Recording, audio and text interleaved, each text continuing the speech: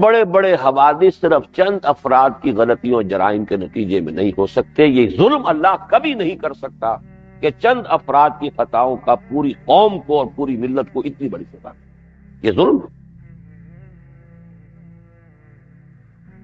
پہلی بات یہ قرآن مجید کے فلسفے سے کہ اللہ ظالم نہیں، ہر مسلمان جانتا.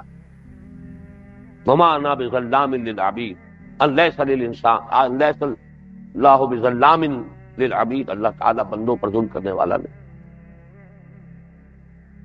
دوسری بات یہ ذہن میں رکھیے کہ یہ جو سب کچھ ہوتا ہے قرآن کہتا ہے یہ انسانوں کے اپنے کرتوت ہیں. میں نے اسی لیے سورہ شورى کی آیت پڑھی ہے شروع میں، وما اصابکم من مصیبت فبما کسبت ایدیکم ویعفو عن کثیر. جو مصیبت جو بپتا تم پر پڑی ہے وہ تمہارے اپنے ہاتھوں کی کمائی کے نتیجے میں پڑی ہے، اور اللہ بہت سی چیزیں تو معاف کرتا رہتا ہے. اگر وہ تمہاری ہر غلطی پر پکڑ لے تو زمین پر ایک انسان بھی بستا ہوا نظر نہ آئے، چلتا نظر نہ آئے. وہ تو بہت نظر انداز کرتا ہے، بہت مغفر، یعفو عن کثیر. لیکن پھر بھی جو سزا وہ دیتا وہ تمہارے اپنے کرتوتوں کے تو ہے، اسی کی پاداش. تیسری بات یہ نوٹ کیجئے، یہ ہے اہم نقطہ. یہ چیز تو ہم جانتے ہیں کہ اللہ تعالیٰ کسی نیکی کا اجر و ثواب 1000 گنا دے دے، فضل ہے جتنا چاہے دے دے. لیکن جرم کی سزا تو صرف اس جرم کے برابر دے گا، اس سے زائد نہیں دے گا. یہ قاعدہ ہمیں معلوم ہے. اسی پر قیاس کیجئے، چند افراد کی نیکی کے صدقے میں پوری قوم کو اللہ نواز دے، فضل فرما دے. چند افراد کی برکات پوری قوم کے اوپر بانٹ دے، ٹھیک ہے، فضل ہے. چند افراد کے جرائم سے پوری قوم کو سزا دے، یہ تو پھر یہ جو اس طریقے سے کہ جرم کی سزا فرد کو بھی ملے گی جرم کے مطابق، زیادہ نہیں. ہاں نیکی کا اجر و ثواب 10 گنا دے، 700 گنا دے، 1000 گنا دے، کروڑ گنا دے، اس کی بڑھتی ہے، جتنا چاہے دے، بغیر حساب دے. لیکن یہ کہ جرم کی سزا اتنی ہی. اسی طریقے سے چند افراد کی سعادت پوری قوم کو تقسیم کر دے، عدل ہے اس کا. چند افراد کا جرم، چند افراد کی غلطی، اس کی سزا پوری قوم کو دے دے. یہ جب تک کہ قوم کا معتدب حصہ جرم میں شریک نہ ہو جائے اجتماعی سزا نہیں مل سکتی. البتہ جب اجتماعی سزا آتی ہے تو پھر یہ کہ گناہ گار کے ساتھ بے گناہ بھی پیش. یہ قرآن میں ہے صراحت کے ساتھ، وَاتَّقُوا فِتْنَةً لَا تُصِيبَنَّ الَّذِينَ ظَلَمُوا مِنْكُمْ خَاصَّةً. یہ مسئلہ جو ہے یہ قرآن کے اندر صاف ہے. جب آتی ہے سزا پھر بے گناہ بھی اس کے اندر. اور اس میں صرف ایک استثناء ملتا ہے قرآن میں، اللہ بچا لیا کرتا ہے صرف ان لوگوں کو جو نہی عن المنکر پر آخری دم تک لگے، روکتے رہے. فَأَنْجَيْنَا الَّذِينَ يَنْهَوْنَ عَنِ السُّوءِ، وہ جو اصحاب سبت کا واقعہ آتا ہے سورہ اعراف میں، جو لوگ برائی سے روکتے رہے انہیں ہم نے نجات دی. اگر اس کام میں لگے رہے کچھ لوگ تو امید کر سکتے ہیں، ورنہ یہ ہے کہ پھر اس وقت بے گناہ بھی گناہ گاروں کے ساتھ پس جائے گا. اچھا یہ مسئلہ اس وقت ہمارے لیے زیادہ اہم اس لیے ہو گیا ہے کہ ہم اس کے اسباب و عوامل کا جائزہ لیں. بین ہی وہی تصویر اب کراچی کی بن چکی ہے، لیکن ہمارے لوگ اب بھی حقیقت کو دیکھنے سے انکاری ہیں. بین ہی وہ تصویر بن چکی. اگر آپ جائزہ لیں گے معلوم ہوگا جوں کی تو وہ بات جو ہے یہاں پر، جیسے ریپلے آج کل ایکشن ریپلے جو ہے وہ آپ کو نظر آتا ہے، وہ کہیں گیم میں کسی میچ میں پھر وہ ایکشن ریپلے ہو رہا ہوتا ہے. بالکل کراچی کا معاملہ جو ہے مشرقی پاکستان کا ایکشن ریپلے. اس لیے ذرا تجزیہ کرنے کی ضرورت ہے، اور بہرحال اس تجزیے میں پھر ہمیں ذرا ہمت اور جرأت کی بھی ضرورت ہے. اس میں کچھ پردہ نشینوں کے بھی نام آتے ہیں. ہمیں کم سے کم یہ کہ اب جب کہ 47.5 برس ہونے کو آ رہے ہیں شمسی حساب سے بھی پاکستان کو قائم ہوئے، تو ہمیں اتنا بالغ ہونا چاہیے کہ ہم تجزیہ حقائق کو دیکھ سکیں اور حقائق کا اعتراف کر سکیں. اب پہلی بات تو یہ سمجھیے کہ ہم سے ایک بہت بڑی اجتماعی غلطی ہوئی تھی ہماری قیادت سے، اور وہ غلطی یہ تھی کہ 1940 کے پاکستان ریزولوشن میں 1946 میں ترمیم کر کے ریاستوں کی بجائے ایک ریاست کا نقشہ ہم نے اختیار کیا. یہ غلطی تھی، ماننا چاہیے غلطی تھی۔ نیک نیتی سے ہوئی، اصل میں تحریک پاکستان ایک تحریک تھی، تحریکوں میں عام طور پر ہوش پر جوش غالب رہتا، ورنہ تحریک چلتی نہیں، جذبات چاہیے، جوش چاہیے۔ اس جوش کی ہیٹ میں، اس کی گرمی میں جو حقائق تھے جغرافیائی، ان کو ہم نے نظر انداز کر دیا۔ اور بنگالی قوم زیادہ جذباتی ہے عام دوسرے ہندوستان کے دوسرے مسلمانوں کی نسبت، اب آب و ہوا کا ایک خاص مزاج بنتا ہے۔ اور آپ کا علم میں ہوگا یہ کہ AK فضل الحق صاحب نے زور دے کر قائد اعظم کو مجبور کیا تھا کہ وہ 40 کے ریزولوشن میں سے وہ ایس نکال، اسٹیٹس کا لفظ تھا، states in the north east and north west of Pakistan. حقیقت میں جغرافیہ جو ہے 1000 میل کا فصل، درمیان میں سمندر تو نہیں تھا، کوئی خلا تو نہیں تھا، ہاسٹائل ٹیریٹری، پیدائشی دشمن پاکستان کا وہ درمیان میں۔ ان جغرافیائی حقائق کو تحریک پاکستان کے جوش اور جذبے میں نظر انداز کیا گیا۔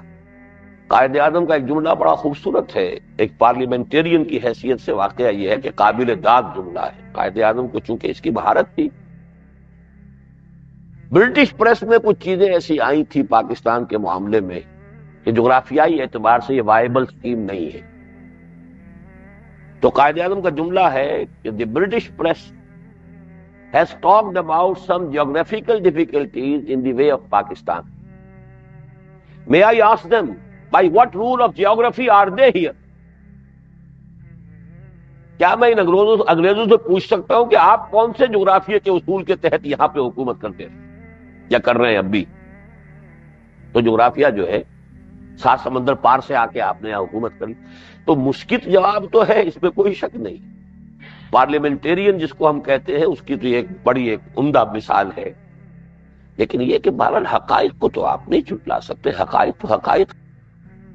میرے نزدیک یہ ہم سے ایک غلطی ہوئی ہے، گڈ فیتھ میں ہوئی ہے، نیک نیتی سے ہوئی ہے، لیکن حقائق کو نظر انداز کرنا صحیح نہیں تھا۔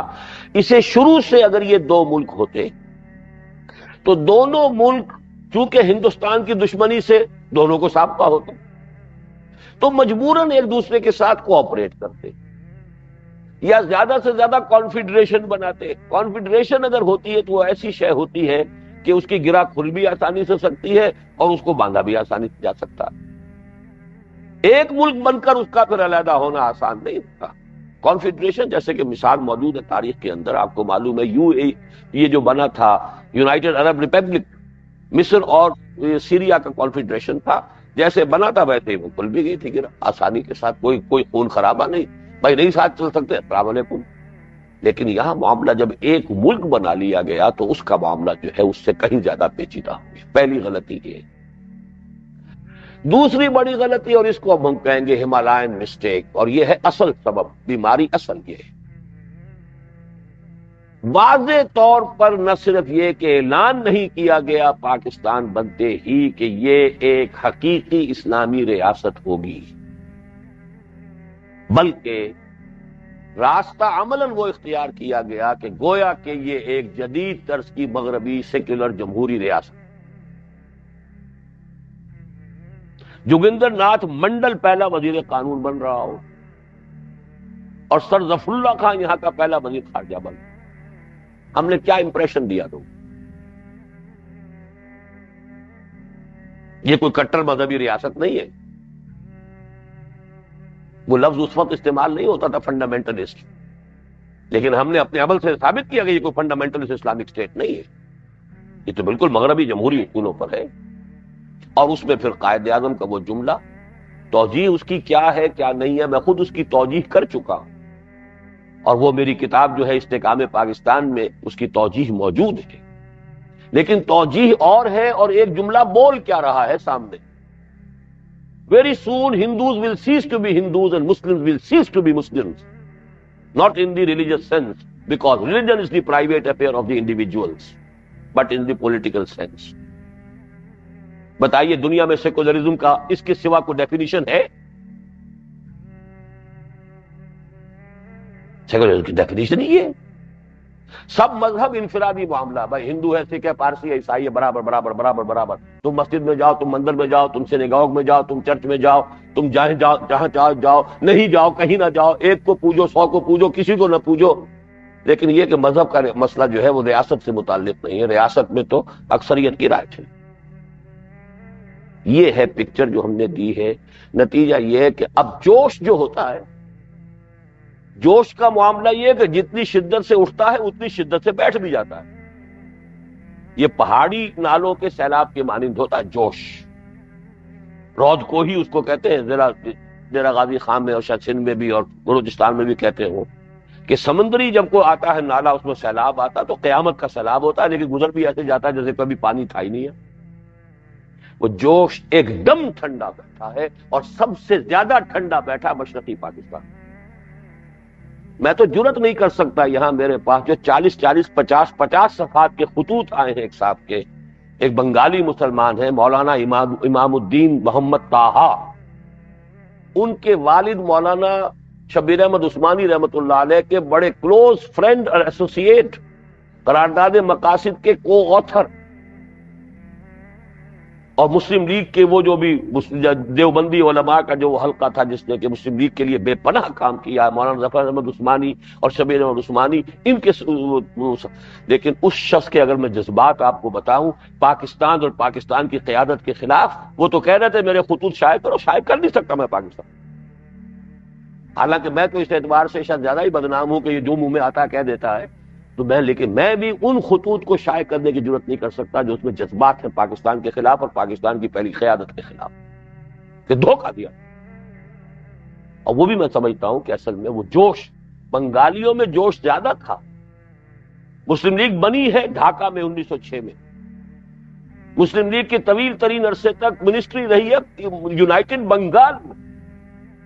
حالانکہ یونائٹڈ بنگال میں مسلم اکثریت جو ہے وہ تقریباً ویسی ہی تھی جیسی پنجاب میں تھی، کوئی بہت بھاری اکثریت نہیں تھی. ہندو مسلم یونائٹڈ بنگال میں کتنا فرق تھا، لیکن وہاں اس پنجاب میں آخری وقت تک ایک دن مسلم لیگ کی منسٹری نہیں بنی.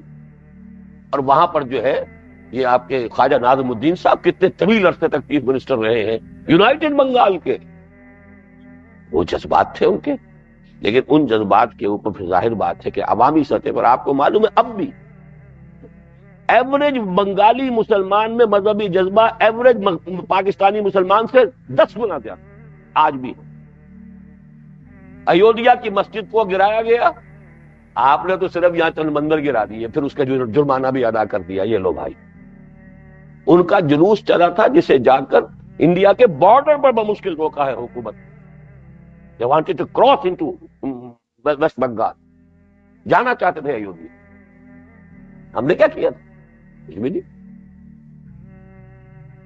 10,000 کا ایک ہوا ہے ابھی حال ہی میں ان کا لینڈ مارچ، چٹاگانگ سے لے کر ڈھاکہ تک نفاذ شریعت کے وہاں ہو رہا. ہمارا کیا؟ لیکن یہ کہ بہرحال اس کا رد عمل مشرقی پاکستان میں ہوا. مذہبی جذبے کو آپ نے تو ہے اسی وقت اس کے اوپر تو آپ نے پانی ڈال دیا.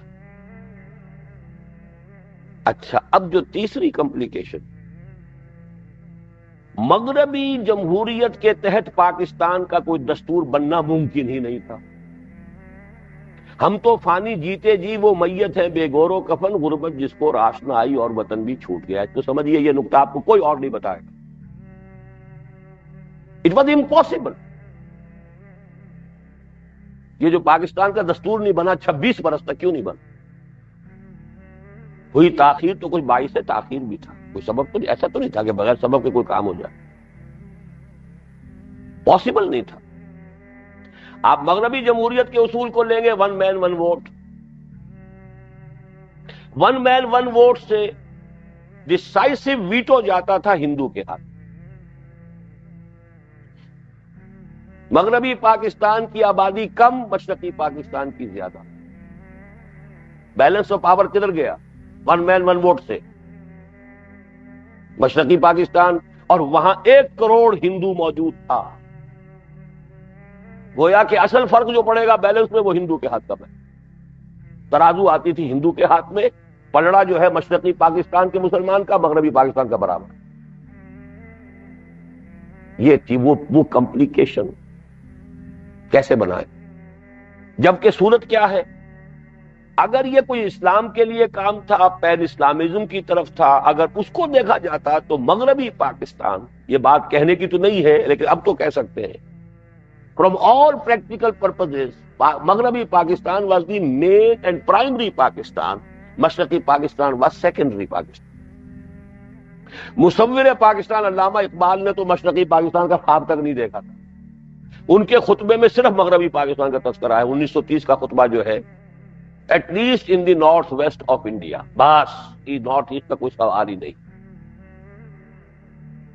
نمبر 2، رقبہ دیکھیے، ریسورسز دیکھیے، پھر عالم اسلام کے ساتھ کنٹینیوٹی دیکھیے۔ مشرقی پاکستان تو کفر کے اندر جزیرہ ہے، چاروں طرف کفر، ایک طرف کہہ دیں آپ کے پانی ہے، باقی یہ کہ سارا کفر ہی کفر۔ برما میں کیا ہو رہا ہے مسلمانوں کے ساتھ آج؟ ویسٹ میں بھارت ہے، سر کے اوپر وہ سوار ہے انتہائی وحشی قسم کے قبائل، چاہے وہ ہندو ہیں اور چاہے وہ کچھ بھی نہیں ہے، لیکن بہرحال اسلام سے اور مسلمانوں سے جو انہیں نفرت ہے، وہ آپ جو کچھ ہوتا رہتا ہے ان چھوٹی ریاستوں کے اندر، وہاں وہ منی پور ہو اور وہ ہو اور امپھل ہو اور یہ جو کچھ ہوتا ہے وہاں آپ کو معلوم ہے۔ تو بیچارہ مشرقی پاکستان تو، اور پھر اتنا کم رقبہ اور اتنی حاضری کا پہلے لوڈ نفری کا، تو ڈیولپمنٹ کے چانسز کا، مغربی پاکستان کے ریسورسز، ہر طرح کا سوائل، منرلز، ہر چیز، پھر عالم اسلام کے ساتھ اس کی کنٹینیوٹی، تو اصل پاکستان یہ بنتا ہے، وہ بنتا ہے سیکنڈری، لیکن مغربی جمہوریت کی روح سے اصل پاکستان وہ بنتا ہے، یہ بنتا ہے secondary, and the balance of power goes in the hand of the Hindu voter. بتائیے کیا دستور بنائیں گے آپ؟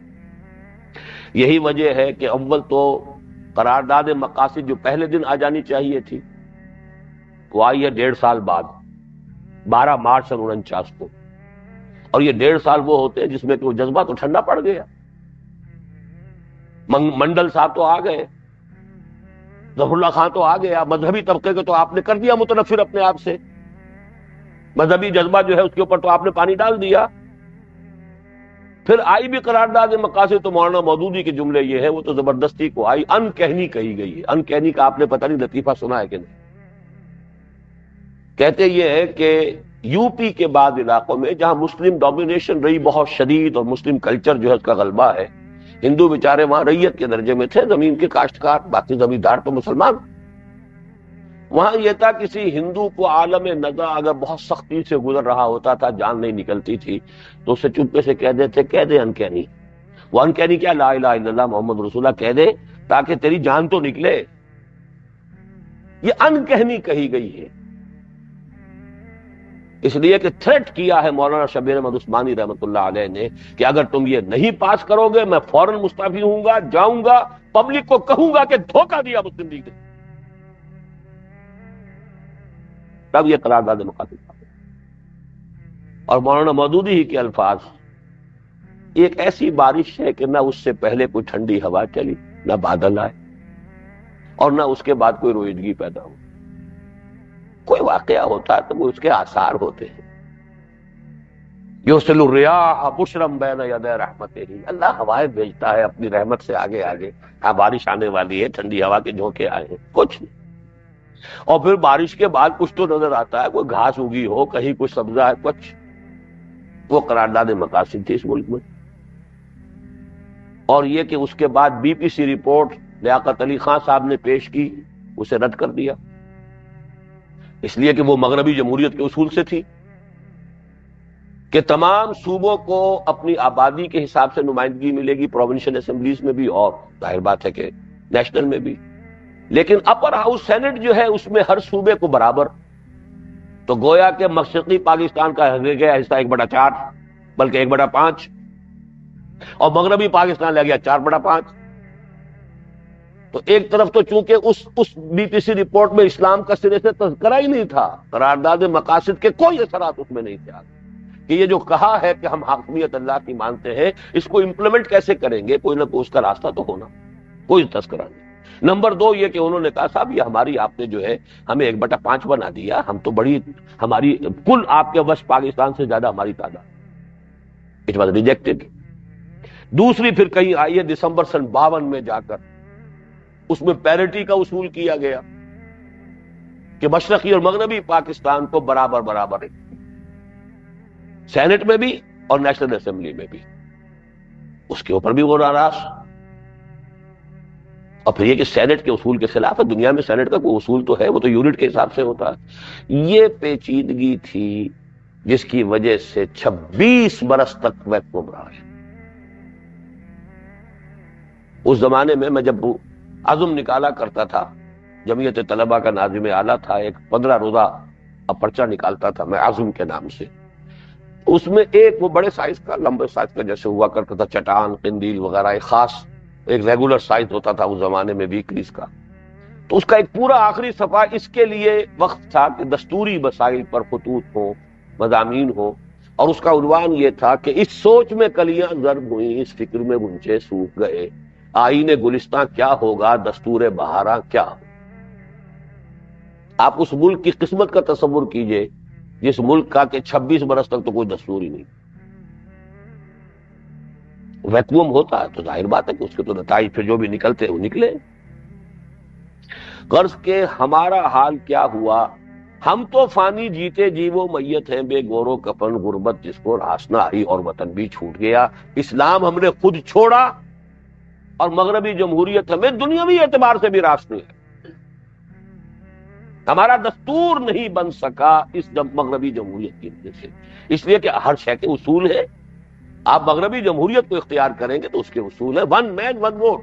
ڈس انفرنچائز کر دینا کسی کو بھی یہ تو گناہ کبیرہ ہے، اس سے بڑا ظلم کوئی نہیں. ہر نظام کا جو سب سے بڑا گناہ ہے ڈس انفرنچائز کر دیا. ہمارا حق جو ہے اس کے اندر کبھی کر دوں. اب آئیے تیسری بات،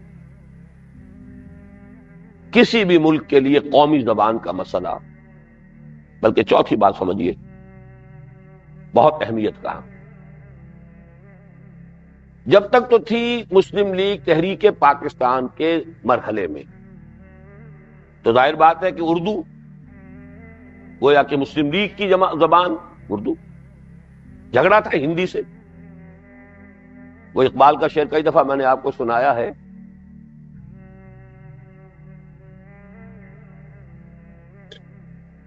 کیا تمہیں معلوم ہے کہ اصل جھگڑے کیا ہیں؟ یا بحث میں اردو ہندی ہے یا قربانی یا جھٹکا. اردو ہندی کا جھگڑا یہ تھا ہندو اور مسلمان کا، اور قربانی اور جھٹکا یہ تھا سکھ کا اور مسلمان کا. جھٹکے کا گوشت، قربانی کا گوشت. تو اس حوالے سے اس وقت اردو بنتے ہی مسئلہ قائد اعظم کی زندگی میں کھڑا ہو گیا. اس لیے کہ ظاہر بات ہے اسلام جتنا کچھ میرے اور آپ کی زندگی میں آج ہے اس کا جائزہ لے لیجئے. میرے اور آپ کی زندگی میں بھی آج بھی اصل مسئلہ ہے دنیاوی مفادات، دنیاوی مسائل، دنیاوی حقوق، دنیاوی معاملات. زبان کے مسئلے میں اس کے اندر بڑی پیچیدگی ہے. جس کی مادری زبان میں تعلیم مل رہی ہو وہ یقیناً آگے جائے گا.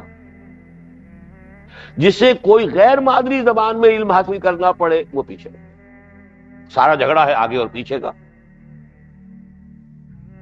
سب سے پہلے بنگال کھڑا ہو گیا کہ ہمیں اردو نہیں، ہم پر مت ٹھوسی جائے. اور یہ ہو سکتا تھا اور کچھ نہ ہوتا اگر مغربی پاکستان اردو کو سب کے سب لوگ تسلیم کر لیتے تو 2 لینگویجز آج بھی آپ کو معلوم ہونا چاہیے کینیڈا میں بائی لنگوئل اسٹیٹ ہے.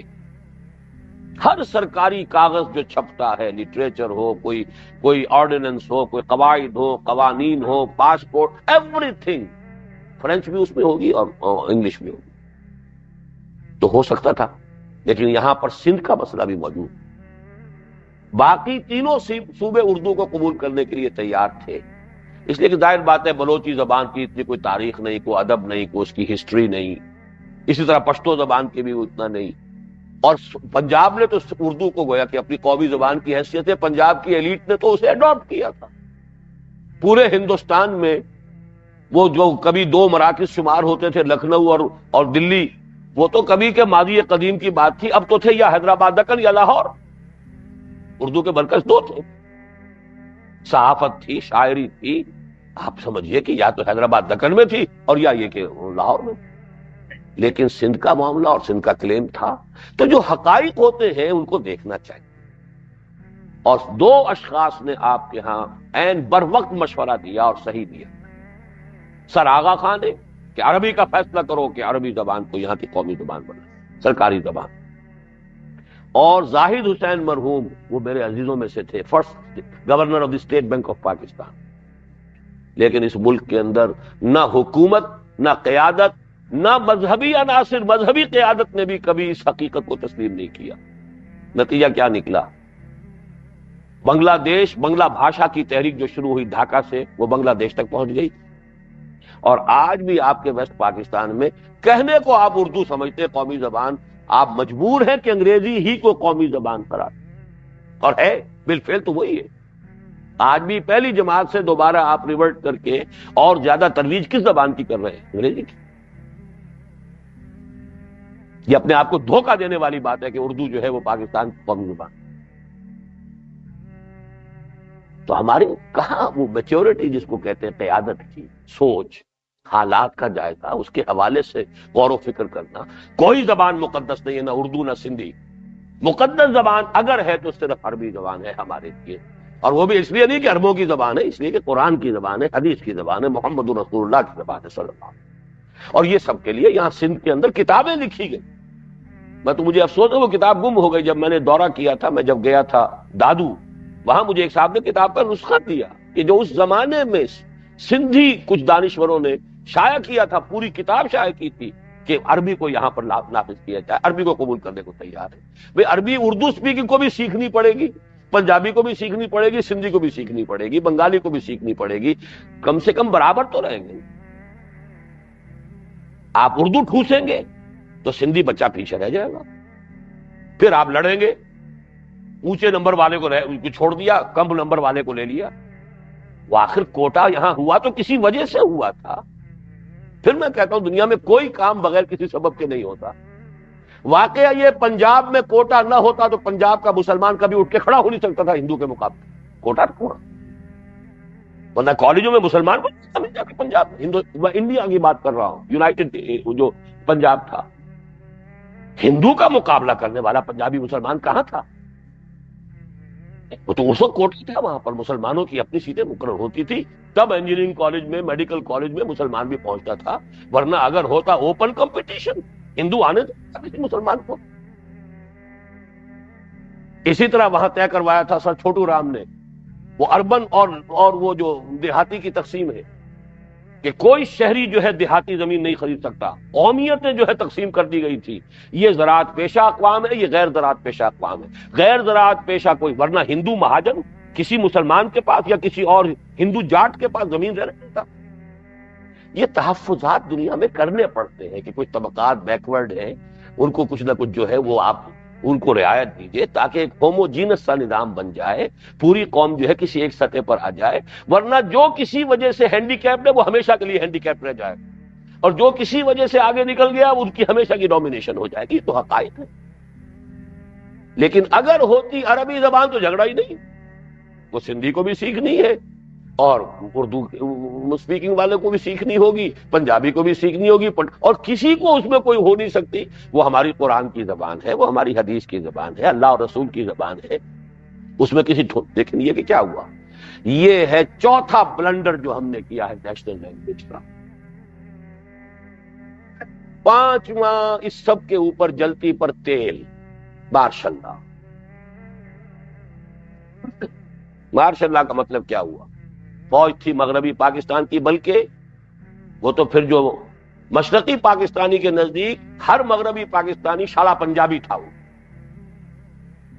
وہ سب پنجابی تھے. وہ نفرت جب آتی ہے، ابھی حال ہی میں ہمارے جو میجر جنرل ریٹائرڈ محمد حسین انصاری صاحب نے جو واقعات سنا، میں نفیس گیا ہوں. یعنی یہ کہ چونکہ ان کے تھے وہ چشمدید واقعات. امین جوٹ ملز میں چٹاگانگ میں جس طریقے سے چھوٹے چھوٹے بچوں کی لاشیں جس طریقے سے وہاں پہ پڑی نظر آئی، اور ایک بہت بڑا کمیونٹی ہال تھا، اس کے چاروں طرف جو ہے کوئی ایسا تھا کہ وہاں بارشیں چونکہ زیادہ ہوتی ہیں تو بڑی گہری ایک نالی کھودی، ساری کی ساری خون سے بھری.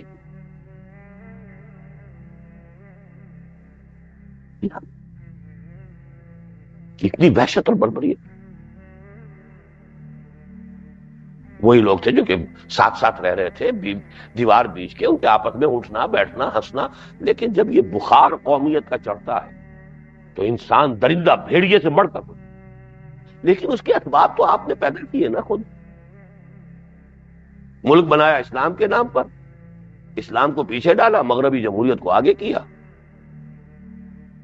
وہ سارا جوش جذبہ وہ ٹھنڈا. مغربی جمہوریت کے تحت آپ کا کوئی دستور بن ہی نہیں سکتا، ویکوم رہا. اب وہ ویکوم کی وجہ سے جو فساد ہوا، مارشل لا. مارشل لا کا مطلب مغربی پاکستان حکومت کر رہا ہے مشرقی پاکستان پر، اور مغربی پاکستان کیا؟ پنجاب بھی کہنا غلط ہے. میں تو ایک مرتبہ ملتان تھا، بلکہ جانا تھا مجھے بھاولپور، اسلامک یونیورسٹی میں میری کوئی تقریر تھی بھاولپور میں جو ہے جامعہ اسلامیہ، اور اس کے ساتھ ٹیلی ویژن، کیونکہ کوئی کسی وزیر کا بھی تھا پروگرام، تو ٹیلی ویژن کا عملہ ملتان سے جا رہا تھا ساتھ، تو انہی کی گاڑی میں جا رہا تھا. وہاں گفتگو ہوئی. ان کا صاحب یہ کہنا بھی غلط ہے کہ فوج پنجاب کی، فوج صرف اپر پنجاب کی. یہ سرائکی کا علاقہ جو مطالبہ کر رہے ہیں کہ ہمارا ایک صوبہ علیحدہ ہونا چاہیے، it's nearly half of Punjab. کبھی نقشہ دیکھیے پنجاب کا، اور اس کی کوئی ریپرزنٹیشن فوج میں نہیں. فوج صرف گجرات سے اوپر چلے گی، گجرات، جیلم، چکوال، راولپنڈی، سرگودا، میاں والی، اور فرنٹیئر کے بھی صرف 2-3 ضلع ہیں درمیان کے، مردان اور پشاور اور کوہاٹ. آپ کا ڈی آئی خان کا آدمی نہیں ملے گا، آپ کو بنو کا آدمی نہیں ملے گا، آپ کو اوپر جو ہے سوات وغیرہ دیر کے آدمی نہیں ملے گا. یہ اصل میں علاقہ پتہ ہے کون سا تھا؟ یہ علاقہ وہ تھا جس پر سکھوں کی حکومت رہی تھی. سکھا شاہی کے ظلم سے جو لوگ ستائے ہوئے تھے، انگریز جب آیا انہوں نے انگریز کو ویلکم کہا، اور انگریز کی ان کے دلوں میں محبت پیدا ہوئی کہ انہوں نے ہمیں سکھا شاہی سے نجات دلائی. یہ میں تفصیلی تجزیہ اپنا مسئلہ سندھ میں لکھ چکا ہوں کہ کیا فرق ہے سندھی اور پنجابی مسلمان میں. ایک مرتبہ جو ہے میاں طفیل محمد صاحب نے بڑا بچگانہ سا اسٹیٹمنٹ ایک دے دیا تھا، جس میں بڑا تلخ طنز تھا سندھیوں پر. یہ نان مارشل ریس ہے، یہ فوج میں داخل نہیں ہوئے. اس کا جواب دیا تھا جو بہت بڑے دانشور ہیں سندھ کے، شاہ صاحب جی، غلام اسوا شاہ کا بڑا پیارا جملہ تھا، وی ہیو نیور بین مرسنریز. گالی دی پنجابیوں کو، تم ٹکے کے سپاہی رہے ہو، تم نے انگریز کی فوج کے اندر بھرتی ہو کر تم نے کعبے پر گولیاں چلائیں، تم نے ترکوں کو تہس نہس کیا، تم نے جنرل ایلن بی کو قبضہ لے کر دیا بغداد کا. We have never been mercenaries. بات ٹھیک ہے، حقائق تو یہی ہے. لیکن سبب کیا؟ پنجابی کیا اسی وجہ سے کوئی پنجابی کے اندر غداری تھی؟ نہیں. سبب یہ تھا کہ حالات یہ تھے کہ پنجابی کے سر پر رہا مسلط سکھ. انگریز نے آ کر گویا کہ پنجابی کو سکھ سے نجات دلائی. سندھ میں انگریز نے مسلمان سے حکومت چھینی. تو کیا دونوں کا ایک طرز عمل ہو سکتا؟ دلی کا قبضہ پنجابی فوج لے کر نہ دیتی تو 1857 میں خاتمہ تھا انگریز کا ہندوستان سے. دلی کا قبضہ لے کر دیا ہے پنجابی فوج نے انگریز 1857. تو اصل سبب اس کا بھی سبب تھا. آخر کوئی نہ کوئی رد عمل ہوتا ہے حالات کا، واقعات کا. سکھوں کی حکومت کے مقابلے میں انگریز کی حکومت ایسا ہے جیسے جہنم میں سے نکال کے آدمی جنت میں آ جائے. رول آف لا ہے، تصور ہے، کوئی آپ کو زبردستی پکڑ کے تو نہیں لے جائے گا. کوئی قانون ہوگا، کوئی مقدمہ چلے گا، جو بات بھی ہوگی کسی اصول سے ہوگی. وہ سکھا شاہی کا تو مطلب ہی ہے کہ کوئی قانون نہیں، کوئی ضابطہ نہیں، جو خالصہ کے دل میں آ گئی بس وہی قانون ہے. تو اس وجہ سے ایک ذہنیت بنی ہے، ایک رد عمل ہوتا ہے ایک چیز کا. بہرحال یہ جو مارشل لا ہے اس کے تسلسل میں آخری دلیل، بہرحال وہاں ایجنٹ تھے، ہندوستان کے ایجنٹ تھے. ہر ہندو ہندوستان کا ایجنٹ ہے، سیدھی سیدھی بات ہے. ان کی بھارت ماتا کے ٹکڑے ہم نے کرا کے پاکستان بنایا. وہ تو کبھی ذہناً تسلیم نہیں کر سکتے، وہ تو ان کے دانشور آ کے بھی کہہ جاتے ہیں یہاں ہم نے پاکستان کو تسلیم کیا، دو قومی نظریے کو تسلیم نہیں کیا. اس کی کیا معنی ہے؟ غور کیا آپ نے؟ ان کے آ کر آپ کے لاہور میں کہہ کے جاتے ہیں ان کے دانشور، ان کے صحافی، ہم نے پاکستان کو تسلیم کیا، دو قومی نظریے کو تسلیم نہیں کیا. کیا مطلب ہے؟ دو قومی نظریے سے پاکستان وجود میں آیا، وہ نہیں تسلیم کیا.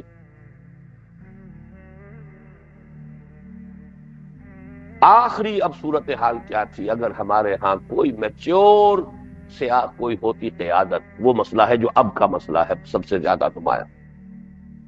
سارے وہ فیکٹر جو میں نے گنوائے یہاں بھی موجود، لیکن آخری جس چیز کو شمار کر رہا ہوں، اگر ہمارے ہاں کوئی میچور پولیٹیکل لیڈرشپ ہوتی تو نظر آ گیا تھا بہت جلد کہ مشرقی مغربی پاکستان ساتھ نہیں چل سکتا. کسی خوش اسلوبی سے sitting on the table negotiate کی. یہ آخری درجے میں میں نے 1969 میں مقالہ لکھا تھا یہ میثاق میں کہ دنیا کی کوئی طاقت مشرقی پاکستانیوں کو مجبور نہیں کر سکتی کہ مغربی پاکستان کے ساتھ رہے. یہ ان کے اوپر آپشن چھوڑ دینا چاہیے، ریفرینڈم کروائیے. ریفرینڈم اگر ہو گیا ہوتا تو میں اول تو یہ سمجھتا ہوں کہ وہاں کی اکثریت جو ہے مغربی پاکستان ہی کے ساتھ رہنے کو ترجیح دیتی. پھر ان سے پوچھا جاتا آپ کی ٹرمز کیا ہے. ظاہر بات ہے آپ اپنی ٹرمز کے اوپر ہی ہمارے ساتھ رہیں گے نا. لیکن یہ کہ اگر نہ فرض کیجئے تو ٹھیک ہے بھائی، آئیے علیحدگی کر لیجیے، بیٹھ کر بات کیجیے. زبردستی، جبر، مجبور کر کے آپ یہ تو کر سکتے ہیں کہ پاکستان کے اس علاقے کے اندر کسی جگہ پر بمباری کر دیں، کسی جگہ کچھ اور کر دیں. مشرقی پاکستان اس طریقے سے جبر کے ساتھ، آخر بلوچستان پہ بمباریاں بھی ہوئی ہیں، 2 مرتبہ ہوئی ہیں. ابھی ہو سکتا تھا مالاکنڈ میں معاملہ ذرا آگے بڑھتا تو سیدھی بمباریاں ہوتی، کیوں نہ ہوتی.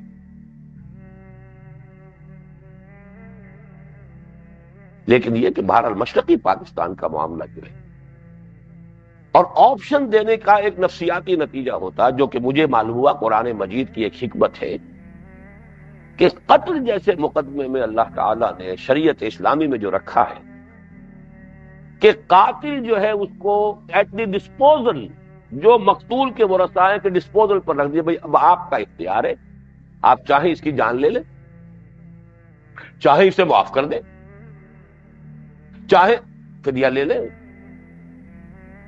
It's your option. Nobody is going to compel you. جب آدمی کو محسوس ہو اب مجھے اختیار ہے تو اس کے زخم کے اوپر تو مرہم رکھا گیا.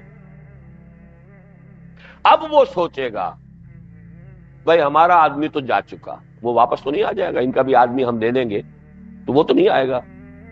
ہماری جو بچی بیوہ ہو گئی، ہمارے جو بچے یتیم ہو گئے، وہ تو ہو چکے. اب ایک اور عورت کو بیوہ کرنا، ان کا تو کوئی جرم نہیں نا، جرم ان پر، سزا ان پر جائے گی. لیکن یہ کب سوچے گا آدمی؟ جب وہ محسوس کرے کہ اب ہمارے اختیار میں. اور اگر اختیار کو بروئے کار لا کر آپ چھوڑ دیں گے اس کو، وہ پورا خاندان قیامت تک آپ کا غلام ہو گیا کہ نہیں ہوگا.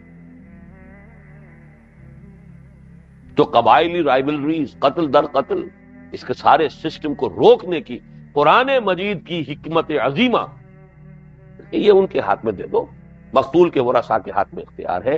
ریاست کا کام صرف یہ ہے کہ مجرم کو پکڑے اور پکڑ کر کھڑا کر دے کہ لو جی ابھی آپ کے ہاتھ میں، آپ چاہیں اس کی جان دے دیں، جان کے بدلے جان، چاہیں معاف کر دیں.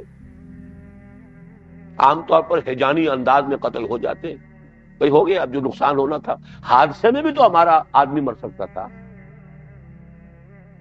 لیکن یہ ساری باتیں اس وقت ہوتی ہیں جب آپ کے ہاتھ میں اختیار. اگر اختیار دیتے، ریفرینڈم کرتے تو معاملہ بہتر ہوتا. لیکن نہ بھی ہوتا تو بہرحال علیحدگی ہو جائے، ٹھیک ہے. سب سے مقدس رشتہ انسانی رشتوں میں میاں اور بیوی کا ہے، اس میں بھی سیپریشن ہے، طلاق ہے. اور قرآن مجید کی سورہ نساء کے ایک مقام پر تو پرسویشن ہے اس کی، وہیں یتفرقا یغنی کل من سعته. اگر علیحدہ ہو جائیں تو کوئی بات نہیں، اللہ تعالیٰ دونوں ہی کے لیے وسعت پیدا کر دے گا. خام خواہ زبردستی جوڑے رکھنا، باندھے رکھنا، گھر کو جہنم بنائے رکھنا، مزاج کی موافقت نہیں ہو رہی ہے تو کوئی بات نہیں بھائی، حتی الامکان کوشش کرو نباہ ہو جائے. نہیں ہوتا ہے نباہ تو پھر یہ زبردستی کا جو بندھن باندھے رکھنا ہے اس سے بہتر ہے فارغ کر. کیا پتا اسے بھی اللہ تعالیٰ اس کی مزاج کی موافقت کی مناسبت سے کوئی شوہر عطا کر دے، تمہیں بھی اللہ تعالیٰ تمہارے مزاج کی موافقت کے مطابق بہتر کوئی رشتہ دے. اس حوالے سے اب میں صرف چند کاش جو ہیں، اگر چاہیے کہ وہ کاش اگرچہ کہنے نہیں چاہیے، لیکن یہ کہ وہ کاش کے درجے میں کہتا ہوں، کاش کہ اس وقت ایوب خان دیگال والا طرز عمل اختیار کر. یاد ہوگا آپ کو کہ یہ 3 اشخاص اس وقت دنیا میں بڑے نمایاں ہو گئے تھے، فوجی لیڈرز تھے، تینوں کے تینوں بڑے قداور، ایوب خان بھی اور کرنل ناصر بھی، اور پھر ادھر وہ ڈیگال۔ لیکن ڈیگال کی دیکھیے حکمت عملی، اسے اپنے بہترین دوستوں کو جیل میں ڈالنا پڑا ہے، لیکن اس نے الجزائر کو آپشن دے دیا کہ بھائی آپ رہنا چاہتے رہے، نہیں رہنا چاہتے زبردستی آف، یہ ورنہ لڑتے رہیے۔ الجزائری بھی مر رہے تھے اور فرانسیسی بھی مر رہے تھے، اور مرنے کے علاوہ یہ کہ سارے ریسورسز قوم کے جو ہیں کھپ رہے ہیں اس پر۔ تو why to carry this dead load, اس ڈیڈ لوڈ کو اٹھا کے پھینکو تاکہ اپنی جگہ پر فرانس تو ترقی کر سکے۔ لہذا ہوا ریفرینڈم، چھٹی دے دی۔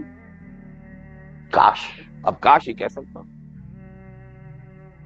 کاش اس ملک میں مغربی جمہوریت کے پرستار، اب یہ میں کہہ رہا ہوں اس میں بڑے بڑے علماء کے نام بھی آتے ہیں اور بڑی بڑی مذہبی شخصیتوں کے نام بھی آتے ہیں، سب کے سب اس مغربی جمہوریت کے دل دادا، کیا امامان سیاست، کیا کلیسا کے شیوخ، سب کو دیوانہ بنا سکتی ہے میری ایک ہو، وہ ہو جو ہے ابلیس کی مغربی جمہوریت۔ تو نے کیا دیکھا نہیں مغرب کا جمہوری لباس، چہرہ روشن اندرون چنگیز سے تاریخ تک، ہم نے خود پہنایا ہے شاہی کو جمہوری لباس، جب ذرا آدم ہوا ہے خود شناخت تو خود نہیں کر۔ اس کے دلدادگان تھے وہ جنہوں نے جمع ہو کر ایوب کو مجبور کیا کہ اگر ترا سازش کیس واپس لو، اور ہیرو بنا کر اس کو مجیب الرحمان کو جو ہے لاہور بلایا ہے اس کانفرنس کے اندر، آل پارٹیز کانفرنس کے، ورنہ کیس ثابت تھا، حقیقت تھی، اس کو سزا ملنی چاہیے تھی۔ کاش کہ یہ ہمارے ہاں دولتانہ صاحب بھی تھے، ان میں نمایاں اور بھی تھے، اب میں نام نہیں لیتا، جو فوت ہو گئے، سب کے سب مصر تھے، ہم شریک نہیں ہوں گے اس میں، راؤنڈ ٹیبل کانفرنس جو ہوئی تھی، جب تک کہ مجیب کو نہیں لایا گیا۔ تیسرا کاش یہ ہے کہ کاش کہ جب سارے حالات خراب ہو گئے تھے، آربیٹریریلی جنرل یحییٰ نے مغربی پاکستان کے 1 یونٹ کو ختم نہ کیا، ورنہ مشرقی پاکستان کے معاملے میں مجیب الرحمان کے 6 پوائنٹس پر بھی بات کر لی جاتی تو کوئی حرج نہیں تھا، کانفیڈریشن تو بن گئی تھی نا۔ 6 پوائنٹس پر مشرقی اور مغربی پاکستان کا معاملہ کوئی حرج نہیں، لیکن 6 پوائنٹس پر مغربی پاکستان کے 4 صوبوں کا معاملہ تو 4 ریاستیں یہاں بن گئی، امپاسبل ہو گیا اس پر۔ ویسے یہ کہ یونٹ کے معاملے میں کیونکہ بات آ گئی ہے، ہو سکتا ہے کہ اگر دوسرا پہلو میں نہ بیان کروں تو اس سے غلط فہمی ہو، میرے نزدیک پاکستان کے دستوری مسئلے کا اگر وہ ایک پاکستان رکھنا تھا تو واقعتاً اس کے سوا کوئی حل تھا ہی نہیں۔ مشرقی پاکستان اور مغربی پاکستان جو ٹینگل تھا، پیریٹی، اور اس کو 1 یونٹ بنانا، لیکن 1 یونٹ بنا کر اگر اس کا دارالخلافہ ملتان بلکہ پریفریبلی ڈیرہ غازی خان کو بنایا جاتا، میں دعوے سے کہتا ہوں کہ 1 یونٹ کبھی ختم نہ ہو۔ جغرافیکلی سینٹر، ڈیفنس کے پوائنٹ آف ویو سے سینٹر، محفوظ ترین علاقہ، اور سب سے بڑی بات سرائے کی زبان مغربی پاکستان کی مرکزی زبان، ادھر پنجابی سے اس کا تعلق جڑتا ہے، ادھر پوٹوہاری سے، اور ادھر پھر یہ ہے کہ پشتو سے، ادھر بلوچی سے، ادھر سندھی سے۔ کتنے آج بھی سندھ کے اندر کی ٹاپ کی فیملیز جو ہیں، جو سیاستدانوں کی گھروں میں سرائے کی بولتے، سارا جتوئی فیملی کی جو گھریلو زبان ہے وہ سرائے کی، لیکن یہ ہے اصل میں ہمارے ہاں کا ویسٹڈ انٹرسٹ،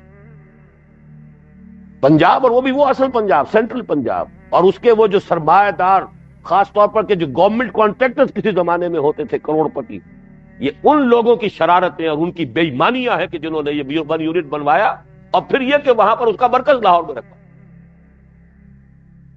کسی اصول سے ٹھیک نہیں۔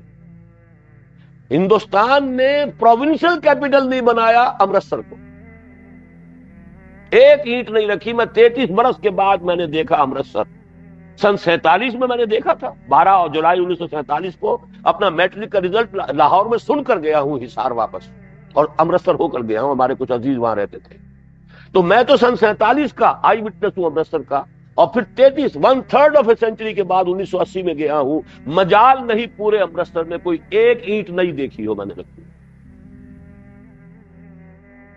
اس لیے کہ سرحد کے اتنے قریب کوئی عقل کی بات ہوتی ہے؟ وہاں سے سیدھی جو ہے توپیں وہ اپنے سرحد میں رکھتے ہوئے بھی گولے لاہور پہ برسا سکتی ہے، اور پاکستان کی توپیں جو ہے اس کے گولے امرتسر جائیں گے۔ ڈیفنس جو ہے خود ایک ملٹری سائنس اپنی جگہ ایک سائنس ہے، اس کی روح سے لاہور انڈیفینڈیبل سٹی ہے، اس کا لائن آف ڈیفنس جو ہے ٹیکنیکلی وہ دریا کے پار ہے۔ First line of defence is river Ravi, Ravi سے پرے جو لاہور ہے اس کا کوئی ڈیفنس ہی نہیں ہے، وہ تو BRB کینال بن گئی تھی ایک وقت کی ضرورت کے تحت 1965 میں، وہ رکاوٹ بن گئی کچھ، ورنہ کوئی ہے ہی نہیں، آبسٹرکشن ہی نہیں۔ لیکن وہاں پر واپڈا ہاؤس بن رہا ہے، وہاں پر جو ہے وہ نئی نئی کالونیز بنی ہے، جو ڈھیلوں کی زمین تھی وہ سونے کے بھاؤ جو بکی ہے، تو فائدہ کس کو پہنچا؟ یہ بے ایمانیاں ہیں کہ جو قوم کا بیڑا غرق کرواتی ہیں، اور ویسٹڈ انٹرسٹ، اور وہ کسی پوری قوم کا تو نہیں، پورے پنجابی قوم کا تو نہیں، چند فیملیز ہو میٹر، ورنہ یہ کہ 1 یونٹ تو بڑی ایک نیچرل بات ہے۔ بہرحال یہ ہے وہ اسباب، باقی آخری درجے میں آ کر کوئی غلطی بھٹو کی، کوئی غلطی مجیب کی، کوئی فلاں کی، وہ تو پھر شخصیات ہوتی ہیں، لیکن یہ کہ اس قسم کے حوادث کو آپ یہ سمجھیں کہ کسی ایک آدمی کے کیے سے اتنی بڑی سزا پوری قوم کو مل گئی، یہ در حقیقت اوور سمپلیفیکیشن، بس کسی کی دشمنی کے آ کر جو ہے وہ سارا کا سارا الزام کسی ایک کے سر کے اوپر ڈال کر اپنے آپ کو بری کر لینا۔ ہم سب مجرم ہیں، پاکستان میں اسلام نہیں آیا تو یہاں کا ہر فرد مجرم ہے اس کا، اس لیے کہ وہ بھی اس قوم کا فرد ہے۔ اس کی اجتماعی پالیسی کے اندر انہوں نے بھی تو اپنی ساری توجہ جو ہے اپنی دنیا بنانے میں لگائی ہے، اپنی بلڈنگیں بنائی ہیں، اپنے محل تعمیر کیے ہیں، اپنے کارخانے بنائے ہیں۔ پاکستان میں اسلام لانے کے لیے کتنی محنت کی ہے اور کتنا ایثار کیا ہے، کتنی قربانیاں دی ہیں، اپنی معاشرت اپنی معیشت میں اسلام کی پابندی کتنی کی ہے، یہ دیکھ لیں، ہر شخص دیکھ لے، اپنے گریبان میں جھانک لے۔ یہی مسئلہ اب ہے، اور بدترین کسی سزا کا معاملہ جو ہے اس کے لیے ڈرامہ کے لیے جس کو سٹیج تیار کیا جاتا ہے کیا جا چکا ہے، اور گدھ ہیں اب تیار۔ ظاہر بات ہے کہ جب کوئی جانور کہیں مر رہا ہو یا کوئی انسان مر رہا ہو تو آپ کو معلوم ہے گدھ جو ہے وہ چاروں طرف اکٹھے ہو جاتے، جب تک جان کی رمق نظر آتی ہے قریب نہیں آتے، کیا پتہ ہاتھ اٹھائی دے کہ ہمارے مر گیا، تو اب انتظار میں بیٹھے ہوئے۔ اور ظاہر بات ہے کہ وہی شکل ہے اس وقت، وہ گوادر کی بات ہو، وہ کراچی کو کاٹ کر وہ ہانگ کانگ بنانے کی بات، وہ ادھر سے جو ہے کشمیر کی آزاد کشمیر کا مسئلہ ہو تاکہ یہ آزاد کشمیر اور گلگت وغیرہ کو ساتھ ہندوستان سے پاکستان سے لے کر وہاں کوئی آزاد ریاست منگوا دی، یا یہ کہ وہ کوئی اسماعیلی ریاست کا نقشہ ہو کہ جو نارتھرن ریجنز کے اندر یہ 4 آلٹرنیٹ سکیمز چل رہی ہیں، 2 ساؤتھ میں 2 نارتھ میں، لیکن یہ کہ ہم الزام کس کو دیں گے؟ فضا تو ہم نے تیار کی ہوئی ہے نا، جس کے لیے کہ لوگوں کو ریشہ دوانی کا موقع ملے۔ اندر اگر ایسی فضا نہ ہو تو دشمن تو آ کر وہ فضا پیدا نہیں کر سکتا۔ ہاں فضا پیدا ہوئی بھی فضا سے فائدہ اٹھا سکتا، اس کو استعمال کر سکتا ہے، اس کے لیے جو ہے زمین تیار ہو چکی۔ اب اس کا حل کیا ہے؟ نمبر 1 علاج اس کا وہی آب نشاط انگیز ہے ساتھی۔ پہلی بات تو یہ ہے کہ توبہ اللہ کی جناب میں اجتماعی سطح پر، جس کے لیے پہلے انفرادی توبہ کرنی ہوگی۔ توبہ کی رٹ نہیں، واقعتاً ہر فرد اپنی جگہ طے کرے مجھے مسلمان جینا ہے، مسلمان مرنا، اپنی معاشرت کو دیکھے، اپنی معیشت کو دیکھے، پاک کرے اسے، پھر یہ لوگ مل جل کر جمع ہوں اور اس ملک کے اندر ایک اسلامی انقلاب برپا کرے۔ کہنے میں تو ایک جملہ ہے کافی ہے، اگر اس ملک میں دستوری سطح پر طے کر دیا جائے، جیسے قرارداد مقاصد اس کا دستور کا حصہ ہے، لیکن اس کے ساتھ ابھی چاہیے وہ جو بات کہی تھی نواز شریف صاحب نے بھی کہ اب دستوری اس کے لیے ترمیم بھی آ رہی ہے، بس نفاذ شریعت ایکٹ تو یہ لے لو، اگرچہ اس میں بھی سود کو برقرار رکھا، لیکن یہ کہ اس کے لیے اصل ترمیم جو دستور میں آ رہی ہے وہ نہیں آئی آج تک۔ دستور کی وہ ترمیم کہ یہاں کتاب و سنت ہر شے پر بالا تر ہے، فیصلہ کرے گی عدالت، but you set the ball rolling, بات طے ہو جائے اب عدالتوں کے اندر معاملہ جائے گا کیا چیز غیر اسلامی ہے نہیں ہے. لیکن ایک چیز کو بھی اس میں سے اگر آپ نے ریزرو کر کے ایکسیپشن کے طور پر رکھ لیا تو آپ کا سارا کام زیرو ہو گیا. وداؤٹ اینی ایکسیپشن ہر چیز پر کتاب و سنت کی بات ہے. اصل حل تو ہے صرف یہ, اس کے علاوہ کوئی حل نہیں. آج نہیں تو کل تن آسانیاں چاہیں اور آبرو بھی, وہ قوم آج ڈوبے گی گر کل نہ ڈوبی. پاکستان کا خاتمہ اب ہوتا ہے یا یہ کہ کچھ دنوں کے ہو کر رہے گا اگر یہاں اسلام نہیں آیا. It has no justification to exist. میری آپ گردن اڑا دیجئے, مجھے غدار قرار دے دیجئے, میں لیکن یہ کہ یہ بات کہوں گا اور ڈنکے کی چوٹ کہوں گا, no justification for Pakistan to exist. اگر آپ یہاں اسلام کو فیصلہ کن اس کی بالادستی طے نہیں کر. آرٹیفیشل, میں پوری کتاب لکھ چکا ہوں, آرٹیفیشل تقسیم ہے بھارت کی. دریا آپ نے بانٹ دیا, دریا میں آپ کے ڈیم جو ہے سلٹ اپ ہوتے چلے جا رہے ہیں. نیا ڈیم آپ کو بنا نہیں سکتے. بنائیں گے تو سارا قرضہ جو اور پہلے سے بندھا ہوا ایک ایک بال اور زیادہ یہودی جکڑ بندی کے اندر آپ چلے جائیں گے. یہ تو ایک وشیش سرکل ہے جس کے اندر مبتلا ہے. اب وہ تو بنائیں کیسے؟ وہ تو قومیتوں کا تصادم جو ہے وہ بننے نہیں دے گا. کیا کریں گے؟ علامہ مشرقی کی پیشن گوئیاں ہیں کہ پینے کا پانی دستیاب نہیں ہوگا پنجاب میں. آپ کہتے ہیں کاشت کے لیے پانی, پینے کے لیے پانی نہیں ہوگا. یہ علامہ مشرقی کی پیشن گوئی. اس لیے کہ اگر کشمیر کا معاملہ نہیں طے ہوتا, دریاؤں کے منبع آپ کے ہاتھ میں نہیں ہے, تو کیا ہوگا؟ یہ تو ایک زمانے میں امریکہ کے ساتھ آپ کی بڑی دوستی تھی, امریکہ کو چاہیے تھے آپ جو ہے وہ فرنٹ اسٹیٹ لائن بنے ہوئے تھے اس کی یو ایس ایس آر کے خلاف, لہذا اس نے اس وقت معاملہ بھی طے کروایا, وہ انڈس بیسن کا معاملہ, پیسے بھی دلوائے, سب کچھ کروایا. اب جو حالات ہیں بڑے بدل گئے. وہ اگر کچھ کروائے گا تو آپ کو پہلے گروی رکھ کے کروائے گا. یہودیوں کے ہاتھ میں ایک ایک بچہ آپ کا جب تک گروی نہیں رہ جائے گا اس وقت تک وہ کوئی کام نہیں کروائے گا. تو اب تو یہی ہے کہ اگر تو اللہ کا دامن تھامنا ہے تو یہ راستہ ہے, اس کے سوا کوئی راستہ. نمبر 2 یہ ہے جس کو کہ ہماری میڈیکل سائنس میں پیلیٹیو ٹریٹمنٹ کہا جاتا ہے. سر درد ہو رہا ہے بھائی, کچھ اس کو ایسپرین تو دے دو نا, ابھی ڈائگنوسس کر لیں گے, وقت لگے گا. ایسپرین فوری طور پر دو. فوری طور پر یہ ہے کہ کراچی کے لوگوں کو کھل کر بات کہنی چاہیے. اور میں تو کہہ رہا ہوں نہ معلوم کتنے برس ہو گئے, علیحدہ صوبہ جب تک نہیں بنے گا کوئی مسئلے کا حل